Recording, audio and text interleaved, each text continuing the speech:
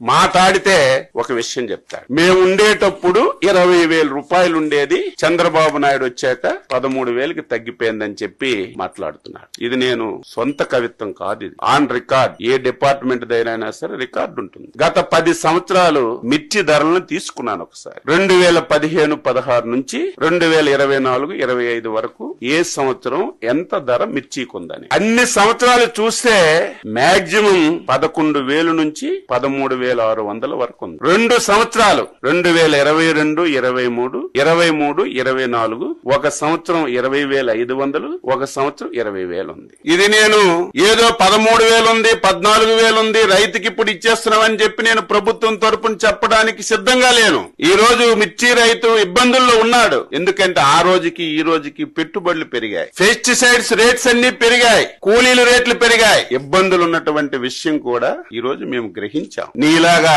చేతులు కొట్టుకొని ముడుచుకోను, నీలాగా ఎవరో పేపర్ మీద రాస్తే చదవడం ఈ ప్రభుత్వానికి, ఈ ప్రభుత్వంలో ఉన్నటువంటి మాకు అవసరం లేదని చెప్పి తెలియజేస్తున్నాం. ఎంత తెలివైన వాడంటే జ్ఞానమున్న ఏ వ్యక్తి కూడా చేయడు. ఒక దంపుడు ఉపన్యాసం ఇచ్చావు కదా జగన్మోహన్ రెడ్డి, దీని ఒక్కదానికి నువ్వు ఆన్సర్ చెప్పు. ప్రభుత్వం మద్దతు ధర ఎప్పుడు ప్రకటిస్తుంది? మార్కెట్ లో ధర తక్కువ ఉంటే ప్రభుత్వం మద్దతు ధర ప్రకటించి ప్రభుత్వం వెంటనే ఇంటర్వ్యూన్ అయి కొంత డబ్బులు పెట్టి ప్రభుత్వం కొన్నప్పుడే మనం మాట్లాడాలి. ఎంత తెలివైన వాడంటే 9/1/2020 సంవత్సరం. ఇంకా అబద్ధం చెప్తే నేనేం చెప్పలేను. ఆ రోజుకి ఈ పెద్ద మనిషి ముఖ్యమంత్రి అని నేను అనుకుంటున్నాను. ఆ రోజు అగ్రికల్చర్ డిపార్ట్మెంట్ నుంచి, మార్కెట్ యార్డ్ డిపార్ట్మెంట్ నుంచి ఒక జీవో రిలీజ్ చేశారు. ఆ రోజు మధుసూదన్ రెడ్డి గారు స్పెషల్ చీఫ్ సెక్రటరీగా ఉన్నారు. ఆ రోజు రెడ్ సిల్లీకి ఈ పెద్ద మనిషి మార్కెట్ రేట్ ఎంత ఇచ్చాడంటే 7,000 రూపాయలు ఇచ్చాడు. ఈ పెద్ద మనిషి 7,000 రూపాయలు మార్కెట్ రేటు జీవో రిలీజ్ చేసిన నాటికి